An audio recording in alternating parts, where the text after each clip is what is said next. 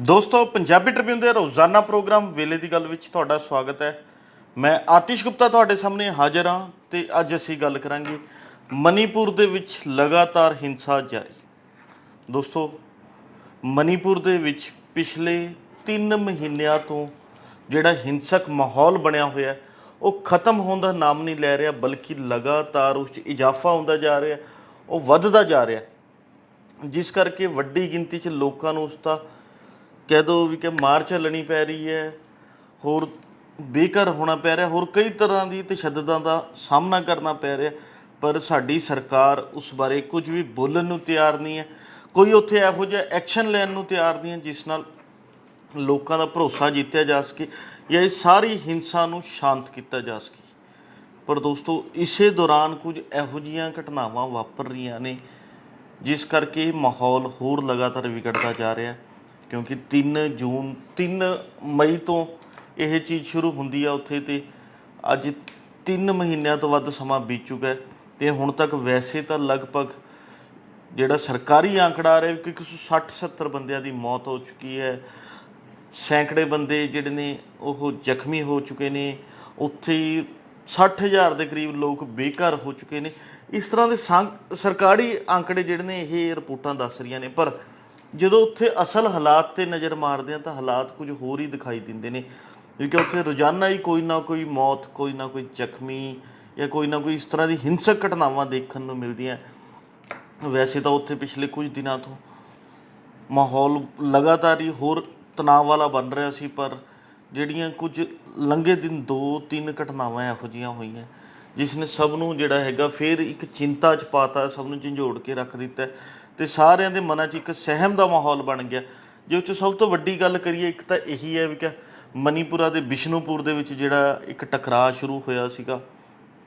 ਜਿਸ 'ਚ ਪੁਲਿਸ ਅਤੇ ਉੱਥੇ ਦੇ ਆਮ ਲੋਕਾਂ ਵਿਚਕਾਰ ਵੀ ਝੜਪ ਹੋਈ ਸੀ, ਪੁਲਿਸ ਨੇ ਅਥਰੂ ਗੈਸ ਦੀ ਵਰਤੋਂ ਵੀ ਕੀਤੀ ਸੀ, ਸਭ ਕੁਝ ਹੋਇਆ ਸੀ। ਉਸ ਤੋਂ ਬਾਅਦ ਉੱਥੇ ਹਾਲਾਤ ਹੋਰ ਵਿਗੜ ਰਹੇ ਨੇ। ਉਹਨਾਂ ਦਾ ਨਤੀਜਾ ਇਹ ਰਿਹਾ ਵੀ ਕਿ ਲੰਘੀ ਰਾਤ ਜਿਹੜਾ ਹੈਗਾ ਉੱਥੇ ਮੁੜ ਜਿਹੜਾ ਹੈਗਾ ਅਗਜਣੀ ਦੀਆਂ ਘਟਨਾਵਾਂ ਹੁੰਦੀਆਂ ਨੇ, ਕੁੱਕੀ ਭਾਈਚਾਰੇ ਦੇ ਲੋਕਾਂ ਦੇ ਘਰ ਸਾੜ ਦਿੱਤੇ ਜਾਂਦੇ ਨੇ, ਉੱਥੇ ਉਹਨਾਂ ਵੱਲੋਂ ਜਵਾਬੀ ਕਾਰਵਾਈ ਕੀਤੀ ਜਾਂਦੀ ਹੈ ਅਤੇ ਇਸ ਦੌਰਾਨ ਰਾਤ 3 ਲੋਕਾਂ ਦੀ ਫੌਤ ਹੋ ਜਾਂਦੀ ਹੈ ਅਤੇ ਉੱਥੇ ਹੀ ਵੱਡੀ ਗਿਣਤੀ 'ਚ ਕੁੱਕੀ ਭਾਈਚਾਰੇ ਦੇ ਲੋਕਾਂ ਦੇ ਜਿਹੜਾ ਹੈਗਾ ਘਰ ਸਾੜ ਦਿੱਤੇ ਜਾਂਦੇ ਨੇ, ਜੋ ਕਿ ਇੱਕ ਬਹੁਤ ਹੀ ਮੰਦਭਾਗੀ ਘਟਨਾ ਹੈ। ਅਤੇ ਇਸ ਤੋਂ ਜਿਹੜਾ ਲੱਗਦਾ ਹੈ ਵੀ ਕਿ ਇਹੋ ਜਿਹੀ ਘਟਨਾਵਾਂ ਕਰਕੇ ਹੀ ਜਿਹੜਾ ਹੈਗਾ ਉੱਥੇ ਹਾਲਾਤ ਸੁਧਰਨ ਦੀ ਥਾਂ 'ਤੇ ਲਗਾਤਾਰ ਵਿਗੜਦੇ ਜਾ ਰਹੇ ਨੇ, ਹੋਰ ਤਣਾਅ ਵਾਲੇ ਹਾਲਾਤ ਬਣ ਰਹੇ ਨੇ। ਪਰ ਉੱਥੇ ਦੀ ਜਿਹੜੀ ਸਥਾਨਕ ਪੁਲਿਸ ਹੈ, ਪ੍ਰਸ਼ਾਸਨ ਹੈ, ਉਹ ਇਹਨਾਂ ਸਾਰੀਆਂ ਘਟਨਾਵਾਂ ਨੂੰ ਮੁੱਖ ਦਰਸ਼ਕ ਬਣ ਕੇ ਦੇਖ ਰਿਹਾ, ਇਸ 'ਤੇ ਕੋਈ ਉਹ ਨੱਥ ਪਾਉਣ ਦੇ ਵਿੱਚ ਕਾਮਯਾਬ ਨਹੀਂ ਹੋ ਰਿਹਾ, ਇਸੇ ਕਰਕੇ ਸਭ ਕੁਝ ਵੱਧਦਾ ਜਾ ਰਿਹਾ। ਪਰ ਦੋਸਤੋ ਇਸ ਦੇ ਨਾਲ ਹੀ ਇੱਕ ਲੰਘੇ ਦਿਨ ਇੱਕ ਇਹੋ ਜਿਹੀ ਘਟਨਾ ਹੋਰ ਵਾਪਰੀ ਹੈ, ਉਹ ਵੀ ਬਿਸ਼ਨੂਪੁਰ ਦੇ ਨਜ਼ਦੀਕ ਹੀ, ਜਿਸ ਨੇ ਸਭ ਨੂੰ ਫਿਰ ਜਿਹੜਾ ਹੈਗਾ ਇੱਕ ਵਾਰ ਸੋਚਾਂ 'ਚ ਪਾਤਾ। ਉੱਥੇ ਹੀ ਪੁਲਿਸ ਦੀ ਕਾਰਗੁਜ਼ਾਰੀ 'ਤੇ ਵੀ ਸਵਾਲ ਖੜ੍ਹੇ ਕੀਤੇ ਨੇ। ਜੇ ਗੱਲ ਕਰੀਏ ਤਾਂ ਉਹ ਇਹ ਹੈ ਵੀ ਕਿ ਮਨੀਪੁਰ ਦੇ ਵਿੱਚ ਦੂਜੀ ਵਾਰ ਹੋਇਆ ਜਦੋਂ ਪੁਲਿਸ ਦਾ ਅਸਲਾ ਖਾਨਾ ਹੀ ਲੁੱਟ ਲਿਆ ਗਿਆ ਹੋਵੇ। ਇਸ ਤੋਂ ਪਹਿਲਾਂ ਵੀ ਉੱਥੇ ਜਿਹੜਾ ਹੈਗਾ ਪੁਲਿਸ ਦਾ ਅਸਲਾ ਖਾਨਾ ਲੁੱਟਿਆ ਗਿਆ ਸੀ, ਜਿਸ 'ਚੋਂ ਲਗਭਗ 4,000 ਦੇ ਕਰੀਬ ਹਥਿਆਰ ਲੁੱਟੇ ਗਏ ਸੀ, ਜੋ ਕਿ ਪਤਾ ਲੱਗਿਆ। ਅਤੇ ਹੁਣ ਜਿਹੜਾ ਕੱਲ੍ਹ ਅਸਲਾ ਖਾਨਾ ਲੁੱਟਿਆ ਗਿਆ, ਇਹ 'ਚ ਵੱਡੀ ਗਿਣਤੀ 'ਚ ਰਾਈਫਲਾਂ, ਵੱਖ-ਵੱਖ ਕਿਸਮ ਦੀਆਂ ਬੁਲੇਟ ਪ੍ਰੂਫ ਜੈਕਟਾਂ, ਉੱਥੇ ਹੀ 19,000 ਤੋਂ ਵੱਧ ਕਾਰਤੂਸ ਲੁੱਟਿਆ ਜਾ ਚੁੱਕਿਆ। ਇਹ ਕੱਲ੍ਹ ਦੀ ਘਟਨਾ ਹੈ, ਕੱਲ੍ਹ ਇਹ ਹਾਲਾਤ ਹੋਏ ਨੇ ਅਤੇ ਇਸ ਘਟਨਾ ਤੋਂ ਬਾਅਦ ਤਾਂ ਬਿਲਕੁਲ ਹੀ ਲੋਕਾਂ ਦਾ ਭਰੋਸਾ ਪੁਲਿਸ ਤੋਂ ਉੱਠ ਗਿਆ, ਕਿਉਂਕਿ ਜਿਹੜੀ ਪੁਲਿਸ ਆਪਣੇ ਹਥਿਆਰਖਾਨੇ ਨੂੰ ਨਹੀਂ ਬਚਾ ਸਕਦੀ, ਆਪਣੇ ਉੱਥੇ ਜਿਹੜਾ ਪੁਲਿਸ ਦੇ ਰਹਿਣ ਬਸੇਰੇ ਆ, ਹੋਰ ਜਿੱਥੇ ਪੁਲਿਸ ਦਾ ਸਾਰਾ ਸਿਸਟਮ ਪਿਆ, ਉਹਨਾਂ ਦੀ ਸੁਰੱਖਿਆ ਨਹੀਂ ਯਕੀਨੀ ਬਣਾ ਸਕੀ, ਉਹ ਲੋਕਾਂ ਦੀ ਸੁਰੱਖਿਆ ਕਿਵੇਂ ਬਣਾਏਗੀ, ਉੱਥੇ ਦੇ ਮਾਹੌਲ ਨੂੰ ਕਿਵੇਂ ਸ਼ਾਂਤ ਕਰੇਗੀ। ਇਸ ਤਰ੍ਹਾਂ ਦੇ ਲਗਾਤਾਰ ਸਵਾਲ ਉੱਠ ਰਹੇ ਨੇ ਅਤੇ ਇਹ ਸਵਾਲ ਉੱਠਣੇ ਵਾਜਬ ਵੀ ਨੇ, ਕਿਉਂਕਿ ਦੂਜੀ ਵਾਰ ਉੱਥੋਂ ਹਥਿਆਰਖਾਨਾ ਲੁੱਟਾਂ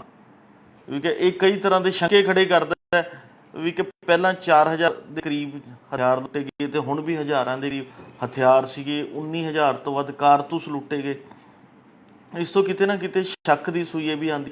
ਕਿ ਵਾਕਈ ਇਹ ਹਥਿਆਰਖਾਨੇ ਲੁੱਟੇ ਗਏ ਨੇ ਜਾਂ ਇਸ ਦੇ ਵਿੱਚ ਵੀ ਕੋਈ ਨਾ ਕੋਈ ਮਿਲੀ ਭੁਗਤ ਪੁਲਿਸ ਦੀ, ਪ੍ਰਸ਼ਾਸਨ ਦੀ, ਉੱਥੇ ਰਾਜਨੀਤਿਕ ਆਗੂਆਂ ਦੀ ਕੋਈ ਮਿਲੀ ਭੁਗਤ ਹੈ, ਜਿਸ ਕਰਕੇ ਇਹੋ ਜਿਹੀ ਘਟਨਾ ਨੂੰ ਅੰਜਾਮ ਦਿੱਤਾ ਗਿਆ। ਕਿਉਂਕਿ ਹਥਿਆਰਖਾਨਾ ਲੁੱਟਣਾ ਕੋਈ ਬੱਚਿਆਂ ਦਾ ਖੇਡ ਨਹੀਂ ਹੈ, ਉਸ ਲਈ ਬਹੁਤ ਵੱਡਾ ਹੌਸਲਾ ਚਾਹੀਦਾ ਹੈ। ਜੇਕਰ ਇਹ ਵਾਕਈ ਉੱਥੇ ਦੇ ਜਿਵੇਂ ਕੂਕੀ ਤੇ ਮਤਈ ਭਾਈਚਾਰੇ ਦੇ ਲੋਕਾਂ 'ਚ ਵਿਵਾਦ ਚੱਲ ਰਿਹਾ, ਉਹਨਾਂ ਵੱਲੋਂ ਇਹ ਹਥਿਆਰਖਾਨੇ ਲੁੱਟੇ ਗਏ ਨੇ, ਤਾਂ ਇਸ ਦਾ ਪਤਾ ਲੱਗਦਾ ਇਸ ਤੋਂ ਵੀ ਕਿ ਉੱਥੇ ਦੇ ਲੋਕਾਂ ਦੇ ਹੌਸਲੇ ਕਿੰਨੇ ਕੁ ਵੱਧ ਚੁੱਕੇ ਨੇ, ਕਿ ਜਿਹੜੇ ਕਿ ਖੁਦ ਪੁਲਿਸ ਦੇ ਹਥਿਆਰਖਾਨੇ ਨਹੀਂ ਛੱਡਣ ਨੂੰ ਤਿਆਰ, ਉਹ ਪੁਲਿਸ ਦੇ ਹਥਿਆਰਖਾਨੇ ਲੁੱਟ ਰਹੇ ਨੇ, ਵੀ ਕਿ ਉਹਨਾਂ ਦੇ ਹੌਸਲੇ ਕਿੰਨੇ ਕੁ ਬੁਲੰਦ ਹੋਣਗੇ। ਇੰਨਾ ਹੀ ਨਹੀਂ, ਵੱਖ-ਵੱਖ ਕਿਸਮ ਦੀ ਰਾਈਫਲਾਂ, ਕਾਰਤੂਸਾਂ ਨਾਲ ਉਹ ਬੁਲੇਟ ਪ੍ਰੂਫ ਜੈਕਟਾਂ ਤੱਕ ਪੁਲਿਸ ਦੀਆਂ ਚੁੱਕ ਕੇ ਲੈ ਗਏ। ਤਾਂ ਇਸ ਤੋਂ ਇਹ ਵੀ ਸਾਹਮਣੇ ਆਉਂਦਾ ਵੀ ਕਿ ਉਹਨਾਂ ਨੂੰ ਅਸਲੇ ਦੀ ਪੂਰੀ ਤਰ੍ਹਾਂ ਨੌਲੇਜ ਹੈ, ਜਾਣਕਾਰੀ ਹੈ, ਇਸੇ ਕਰਕੇ ਉਹਨਾਂ ਨੇ ਇਹੋ ਜਿਹੀ ਵਾਰਦਾਤ ਨੂੰ ਅੰਜਾਮ ਦਿੱਤਾ ਹੈ ਅਤੇ ਇਹੋ ਜਿਹਾ ਅਸਲਾ ਜਿਹੜਾ ਹੈਗਾ ਉੱਥੋਂ ਚੋਰੀ ਕੀਤਾ। ਪਰ ਲਗਾਤਾਰ ਉੱਥੇ ਇਹੋ ਜਿਹੀ ਘਟਨਾਵਾਂ ਤੋਂ ਬਾਅਦ ਪੁਲਿਸ ਦੀ ਕਾਰਵਾਈ 'ਤੇ ਕਈ ਤਰ੍ਹਾਂ ਦੇ ਸਵਾਲ ਜਿਹੜੇ ਨੇ ਉੱਠਦੇ ਨੇ, ਕਿਉਂਕਿ ਜੇਕਰ ਪੁਲਿਸ ਵਾਕਈ ਉੱਥੇ ਮਾਹੌਲ ਨੂੰ ਸ਼ਾਂਤ ਕਰਨਾ ਚਾਹੁੰਦੀ ਹੈ, ਇਹੋ ਜਿਹੇ ਮੁੱਦੇ ਨੂੰ ਸ਼ਾਂਤ ਕਰਨਾ ਚਾਹੁੰਦੀ ਹੈ, ਤਾਂ ਉਹ ਕਸੂਰਵਾਰਾਂ ਖਿਲਾਫ ਕਾਰਵਾਈ ਕਿਉਂ ਨਹੀਂ ਕਰ ਰਹੀ? ਉੱਥੇ ਦੇ ਜਿਹੜੇ ਕੂਕੀ ਅਤੇ ਮਤਈ ਭਾਈਚਾਰੇ ਦੇ ਲੋਕ ਹੈ, ਜਾਂ ਜਿਹੜੇ ਉੱਥੇ ਮੌਤਬਰ ਬੰਦੇ ਆ ਉਹਨਾਂ ਦੇ ਦੋਵੇਂ ਫਿਰਕਿਆਂ ਦੇ, ਉਹਨਾਂ ਨਾਲ ਬੈਠ ਕੇ ਗੱਲਬਾਤ ਕਿਉਂ ਨਹੀਂ ਕਰ ਰਹੀ? ਕਿਉਂ ਨਹੀਂ ਉਹਨਾਂ ਨੂੰ ਭਰੋਸੇ 'ਚ ਲੈਣ ਦੀ ਕੋਸ਼ਿਸ਼ ਕਰ ਰਹੀ? ਪਰ ਇੱਕ ਚੀਜ਼ ਸਪਸ਼ਟ ਹੈ ਦੋਸਤੋ, ਜੋ ਚੀਜ਼ ਹੁਣ ਤੱਕ 3 ਮਹੀਨਿਆਂ 'ਚੋਂ ਨਿਕਲ ਕੇ ਆਈ ਹੈ ਵੀ ਕਿ ਉੱਥੇ ਦੇ ਲੋਕਾਂ ਦਾ ਪੁਲਿਸ ਤੋਂ, ਪ੍ਰਸ਼ਾਸਨ ਤੋਂ, ਰਾਜਨੀਤਿਕ ਆਗੂਆਂ ਤੋਂ, ਰਾਜਨੀਤਿਕ ਪਾਰਟੀਆਂ ਤੋਂ ਸਭ ਤੋਂ ਹੀ ਭਰੋਸਾ ਜਿਹੜਾ ਹੈਗਾ ਉੱਠ ਚੁੱਕਿਆ। ਤਦੀ ਉਹਨਾਂ ਵੱਲੋਂ ਇਹੋ ਜਿਹੀਆਂ ਘਟਨਾਵਾਂ ਨੂੰ ਲਗਾਤਾਰ ਅੰਜਾਮ ਦਿੱਤਾ ਜਾ ਰਿਹਾ, ਤਦੀ ਉਹ ਕਿਸੇ ਦੀ ਮੰਨਣ ਨੂੰ ਤਿਆਰ ਨਹੀਂ ਹੈ, ਕਿਉਂਕਿ ਇਸ ਦੇ ਵੱਡੇ ਕਾਰਨ ਕਈ ਰਹਿ ਰਹੇ ਨੇ। ਇੱਕ ਤਾਂ ਸਭ ਤੋਂ ਵੱਡੀ ਚੀਜ਼ ਇਹੀ ਹੈ ਕਿ ਕੂਕੀ ਅਤੇ ਮਤਈ ਭਾਈਚਾਰੇ ਦੇ ਵਿੱਚ ਆਪਣੇ ਕੁਛ ਜਿਹੜਾ ਹੈਗਾ ਖਾੜਕੂ ਗਰੁੱਪ ਵੀ ਨੇ, ਜੋ ਕਿ ਬਹੁਤ ਐਗਰੈਸਿਵਲੀ ਕੰਮ ਕਰਦੇ ਨੇ, ਉਹਨਾਂ ਵੱਲੋਂ ਵੀ ਜਿਹੜਾ ਹੈਗਾ ਇਹੋ ਜਿਹੇ ਮਾਹੌਲ ਨੂੰ ਸ਼ਾਂਤ ਨਹੀਂ ਹੋਣ ਦਿੱਤਾ ਜਾ ਰਿਹਾ। ਪਰ ਦੂਜੇ ਪਾਸੇ ਜਦੋਂ ਦੇਖੀਏ ਤਾਂ ਉੱਥੇ ਦੇ ਚਾਹੇ ਪੁਲਿਸ ਦੀ ਗੱਲ ਕਰ ਲਓ, ਪ੍ਰਸ਼ਾਸਨ ਦੀ ਗੱਲ ਕਰ ਲਓ, ਚਾਹੇ ਚੁਣੇ ਹੋਏ MLA MPਆਂ ਦੀ ਗੱਲ ਕਰ ਲਓ, ਜਾਂ ਰਾਜਨੀਤਿਕ ਪਾਰਟੀਆਂ ਦੀ ਆਗੂਆਂ ਦੀ ਗੱਲ ਕਰ ਲਓ, ਤਾਂ ਕਿਤੇ ਨਾ ਕਿਤੇ ਉਹ ਸਾਰੇ ਹੀ ਜਿਹੜਾ ਹੈਗਾ ਕੂਕੀ ਅਤੇ ਮਤਈ ਭਾਈਚਾਰੇ ਦੇ ਵਿੱਚ ਨਾਲ ਸੰਬੰਧਿਤ ਨੇ, ਅਤੇ ਉਹ ਆਪੋ ਆਪਣੇ ਭਾਈਚਾਰੇ ਨੂੰ ਲੈ ਕੇ ਜਿਹੜਾ ਹੈਗਾ ਵੰਡੇ ਹੋਏ ਨੇ। ਉਹਨਾਂ ਦੇ ਮਨਾਂ 'ਚ ਉੱਥੇ ਸਮਾਜ ਦੀ ਸ਼ਾਂਤੀ ਨਾਲੋਂ ਆਪਣੇ ਭਾਈਚਾਰੇ ਨੂੰ ਵੱਧ ਪਹਿਲ ਦਿੱਤੀ ਜਾ ਰਹੀ ਹੈ। ਇਸੇ ਕਰਕੇ ਉੱਥੇ ਦੇ ਰਾਜਨੀਤਿਕ ਆਗੂਆਂ ਨੇ ਮੰਗ ਕੀਤੀ ਹੈ ਕਿ ਮਣੀਪੁਰ ਨੂੰ 2 ਹਿੱਸਿਆਂ 'ਚ ਵੰਡ ਦਿਓ, ਇਹਨਾਂ ਨੂੰ UT ਬਣਾ ਦਿੱਤਾ ਜਾਵੇ। ਇਹੋ ਜਿਹੀਆਂ ਮੰਗਾਂ ਉੱਠਣੀਆਂ ਸ਼ੁਰੂ ਹੋਈਆਂ ਨੇ। ਪਰ ਦੋਸਤੋ, ਜੋ ਹਾਲਾਤ ਬਣ ਰਹੇ ਨੇ ਉੱਥੇ, ਉਹ ਬਹੁਤ ਹੀ ਚਿੰਤਾਜਨਕ ਨੇ, ਕਿਉਂਕਿ ਹੁਣ ਤੱਕ ਸਰਕਾਰੀ ਅੰਕੜਿਆਂ ਅਨੁਸਾਰ 60,000 ਤੋਂ ਵੱਧ ਲੋਕ ਬੇਘਰ ਹੋ ਚੁੱਕੇ ਨੇ ਉੱਥੇ। 3 ਮਹੀਨਿਆਂ ਤੋਂ ਵੱਧ ਹੋ ਗਈ ਹਿੰਸਾ ਚੱਲ ਰਹੀ ਹੈ। ਤਾਂ ਇਸ ਤੋਂ ਪਤਾ ਲੱਗਦਾ ਹੈ ਵੀ ਕਿ ਮਣੀਪੁਰ ਦੇ ਵਿੱਚ ਇਸ ਸਮੇਂ ਹਾਲਾਤ ਕੀ ਨੇ, ਅਤੇ ਉਹ ਮਣੀਪੁਰ ਆਰਥਿਕਤਾ ਵਜੋਂ ਕਹਿ ਲਓ, ਸਿੱਖਿਆ ਦੇ ਖੇਤਰ ਵਜੋਂ, ਸਿਹਤ ਸਹੂਲਤਾਂ ਵਜੋਂ, ਜਾਂ ਹੋਰ ਵੱਖ-ਵੱਖ, ਚਾਹੇ ਰੁਜ਼ਗਾਰ ਦੀ ਗੱਲ ਕਰ ਲਈਏ, ਇੰਡਸਟਰੀ ਦੀ ਗੱਲ ਕਰ ਲਈਏ, ਕਾਰੋਬਾਰ ਦੀ ਗੱਲ ਕਰ ਲਓ, ਛੋਟੀ ਮੋਟੀ ਜਿਹੜੀ ਕਿਸਾਨੀ ਹੁੰਦੀ ਹੈ ਉਸ ਦੀ ਗੱਲ ਕਰ ਲਓ, ਇਹਨਾਂ ਸਾਰੀਆਂ ਚੀਜ਼ਾਂ 'ਚ ਕਿੰਨਾ ਕੁ ਪਿਛੜ ਗਿਆ ਹੋਵੇਗਾ। ਇਹ ਇੱਕ ਸੋਚਣ ਦਾ ਵਿਸ਼ਾ ਹੈ ਵੀ ਕਿ ਸਾਡੀਆਂ ਸਰਕਾਰਾਂ ਨਹੀਂ ਸੋਚ ਰਹੀਆਂ। ਪਰ 3 ਮਹੀਨੇ ਜਿੱਥੇ ਪੂਰੇ ਹਿੰਸਾ ਚੱਲ ਰਹੀ ਹੋਵੇ, ਉੱਥੇ ਡਰ ਦਾ ਮਾਹੌਲ ਬਣਿਆ ਹੋਵੇ, ਇੰਟਰਨੈਟ ਸੇਵਾਵਾਂ ਬੰਦ ਹੋਣ, ਭਾਰੀ ਸੁਰੱਖਿਆ ਬਲ ਤੈਨਾਤ ਹੋਵੇ, ਤਾਂ ਉੱਥੇ ਦੇ ਲੋਕ ਕਿਵੇਂ ਜੀ ਰਹੇ ਹੋਣੇ, ਕਿਵੇਂ ਆਪਣਾ ਗੁਜ਼ਾਰਾ ਕਰ ਰਹੇ ਹੋਣ। ਦੂਜੇ ਪਾਸੇ ਜਦੋਂ ਅਸੀਂ ਦੇਖਦੇ ਹਾਂ ਤਾਂ ਸਾਡੀ ਕੇਂਦਰ ਸਰਕਾਰ ਇਸ ਬਾਰੇ ਕੁਝ ਬੋਲਣ ਨੂੰ ਤਿਆਰ ਹੀ ਨਹੀਂ ਹੈ, ਕਿਉਂਕਿ ਮਣੀਪੁਰ ਦੇ ਵਿੱਚ ਭਾਜਪਾ ਦੀ ਅਗਵਾਈ ਹੇਠਲੀ ਸਰਕਾਰ ਹੈ, ਡਬਲ ਇੰਜਨ ਦੀ ਸਰਕਾਰ ਹੈ। ਉਸ ਦੇ ਬਾਵਜੂਦ ਕੇਂਦਰ ਸਰਕਾਰ ਬੋਲਣ ਨੂੰ ਤਿਆਰ ਨਹੀਂ ਹੈ। ਨਾ ਉੱਥੇ ਕੇਂਦਰ ਸਰਕਾਰ ਦੇ ਮੰਤਰੀ ਜਾ ਕੇ ਕੋਈ ਦੌਰਾ ਕਰਕੇ ਲੋਕਾਂ ਨਾਲ ਗੱਲਬਾਤ ਕਰਕੇ ਮਾਮਲੇ ਨੂੰ ਸ਼ਾਂਤ ਕਰਨ ਵਾਲੇ ਪਾਸੇ ਧਿਆਨ ਦੇ ਰਹੇ ਨੇ। ਇਹੋ ਜਿਹਾ ਕੁਝ ਹੁੰਦਾ ਦਿਖਾਈ ਨਹੀਂ ਦੇ ਰਿਹਾ, ਜਦੋਂ ਕਿ ਵਿਰੋਧੀ ਧਿਰ ਵੱਲੋਂ ਲਗਾਤਾਰ ਮੰਗ ਕੀਤੀ ਜਾ ਰਹੀ ਹੈ ਵੀ ਕਿ ਇਸ ਮੁੱਦੇ 'ਤੇ ਪ੍ਰਧਾਨ ਮੰਤਰੀ ਸ਼੍ਰੀ ਨਰਿੰਦਰ ਮੋਦੀ ਨੂੰ ਸਥਿਤੀ ਸਪਸ਼ਟ ਕਰਨੀ ਚਾਹੀਦੀ ਹੈ, ਬੋਲਣਾ ਚਾਹੀਦਾ,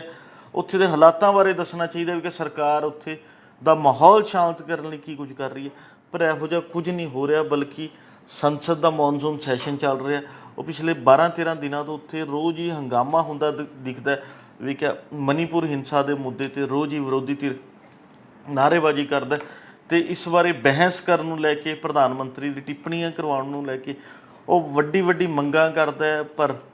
ਇਹੋ ਜਿਹਾ ਕੁਝ ਹੁੰਦਾ ਦਿਖਾਈ ਨਹੀਂ ਦੇ ਰਿਹਾ। ਕੇਂਦਰ ਸਰਕਾਰ ਵਾਰ-ਵਾਰ ਇਹੀ ਦਾਅਵਾ ਕਰਦੀ ਹੈ ਕਿ ਇਸ ਦਾ ਜਵਾਬ ਕੇਂਦਰੀ ਗ੍ਰਹਿ ਮੰਤਰੀ ਦੇਣਗੇ, ਇਹ ਸਭ ਕੁਝ ਉਹਨਾਂ ਦੇ ਅਧੀਨ ਆਉਂਦਾ। ਪਰ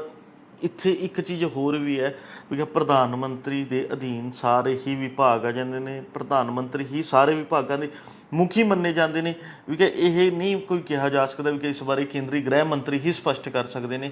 ਕਿਉਂਕਿ ਪ੍ਰਧਾਨ ਮੰਤਰੀ ਸਭ ਦੇ ਮੁਖੀ ਹੁੰਦੇ ਨੇ, ਸਾਰੇ ਵਿਭਾਗ ਉਹਨਾਂ ਦੇ ਅਧੀਨ ਵੀ ਮੰਨੇ ਜਾਂਦੇ ਨੇ, ਸਾਰੇ ਮੰਤਰੀ ਉਹਨਾਂ ਨੂੰ ਰਿਪੋਰਟ ਕਰਦੇ ਨੇ। ਤਾਂ ਪ੍ਰਧਾਨ ਮੰਤਰੀ ਦਾ ਇਸ ਬਾਰੇ ਸਥਿਤੀ ਸਪਸ਼ਟ ਕਰਨਾ ਹੈ ਬਹੁਤ ਜ਼ਰੂਰੀ ਹੈ, ਕਿਉਂਕਿ ਪ੍ਰਧਾਨ ਮੰਤਰੀ ਦੇ ਕਹਿਣ ਦਾ ਕੁਝ ਅਸਰ ਦੇਖਣ ਨੂੰ ਮਿਲਦਾ। ਪ੍ਰਧਾਨ ਮੰਤਰੀ ਕਹਿਣ ਤੋਂ ਪਹਿਲਾਂ ਉੱਥੇ ਕੁਝ ਪਲੈਨਿੰਗ, ਕੁਝ ਮਾਹੌਲ ਨੂੰ ਸ਼ਾਂਤ ਕਰਨ ਲਈ ਕੁਝ ਨਾ ਕੁਝ ਕਰਨਗੇ, ਪਰ ਇਹੋ ਜਿਹਾ ਕੁਝ ਨਹੀਂ ਹੋ ਰਿਹਾ, ਬਲਕਿ ਉੱਥੇ ਹਾਲਾਤ ਜਿਹੜੇ ਨੇ ਲਗਾਤਾਰ ਹੋਰ ਵਿਗੜ ਰਹੇ ਨੇ।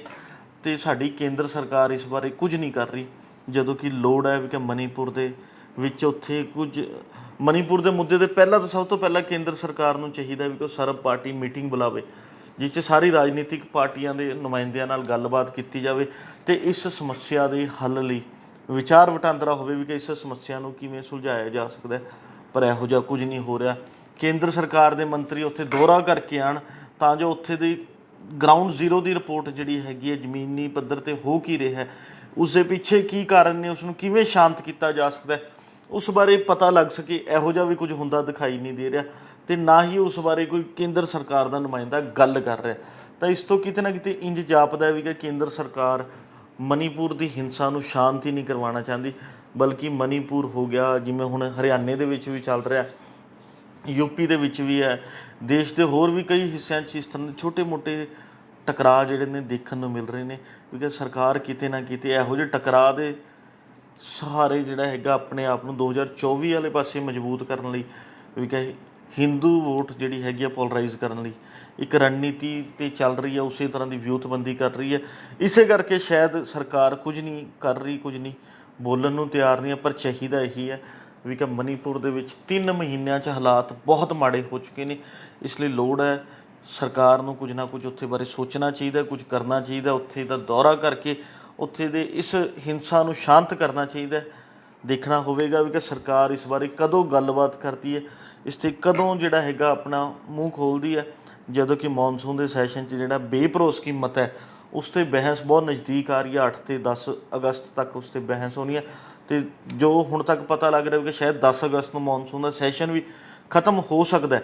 ਤਾਂ ਇਹੋ ਜਿਹੇ ਹਾਲਾਤ 'ਚ ਮਣੀਪੁਰ ਦੀ ਹਿੰਸਾ ਬਾਰੇ ਹਾਲੇ ਤੱਕ ਕੋਈ ਗੱਲ ਨਹੀਂ ਹੋਈ, ਕੋਈ ਗੱਲ ਹੁੰਦੀ ਵੀ ਦਿਖਾਈ ਨਹੀਂ ਦੇ ਰਹੀ। ਇਸ ਲਈ ਲੋੜ ਹੈ ਵੀ ਕਿ ਸਰਕਾਰ ਨੂੰ ਚਾਹੀਦਾ ਵੀ ਕਿ ਇਸ ਬਾਰੇ ਗੱਲਬਾਤ ਕੀਤੀ ਜਾਵੇ ਤਾਂ ਜੋ ਮਣੀਪੁਰ ਦੇ ਵਿੱਚ ਜੋ ਹਿੰਸਕ ਮਾਹੌਲ ਬਣਿਆ ਹੋਇਆ ਇਸ ਨੂੰ ਸ਼ਾਂਤ ਕੀਤਾ ਜਾਵੇ। ਪਰ ਦੇਖਾਂਗੇ ਸਰਕਾਰ ਕਦੋਂ ਤੇ ਕੀ ਕਰਦੀ ਹੈ, ਉਹ ਤਾਂ ਇੱਕ ਸਮਾਂ ਹੀ ਦੱਸੂਗਾ। ਪਰ ਪੰਜਾਬੀ ਟ੍ਰਿਬਿਊਨ ਤੁਹਾਡੇ ਤੱਕ ਇਹੋ ਜਿਹੇ ਜਨਤਕ ਮੁੱਦਿਆਂ ਨੂੰ ਤੇ ਲੋਕਾਂ ਦੀਆਂ ਸਮੱਸਿਆਵਾਂ ਨੂੰ ਤੁਹਾਡੇ ਅੱਗੇ ਰੱਖਦਾ ਰਹੇਗਾ, ਤੁਹਾਡੇ ਤੱਕ ਪਹੁੰਚਾਉਂਦਾ ਰਹੇਗਾ। ਕੱਲ੍ਹ ਨੂੰ ਇਸੇ ਸਮੇਂ ਫਿਰ ਇੱਕ ਨਵੇਂ ਮੁੱਦੇ 'ਤੇ ਗੱਲਬਾਤ ਕਰਾਂਗੇ ਪ੍ਰੋਗਰਾਮ ਵੇਲੇ ਦੀ ਗੱਲ ਵਿੱਚ। ਧੰਨਵਾਦ।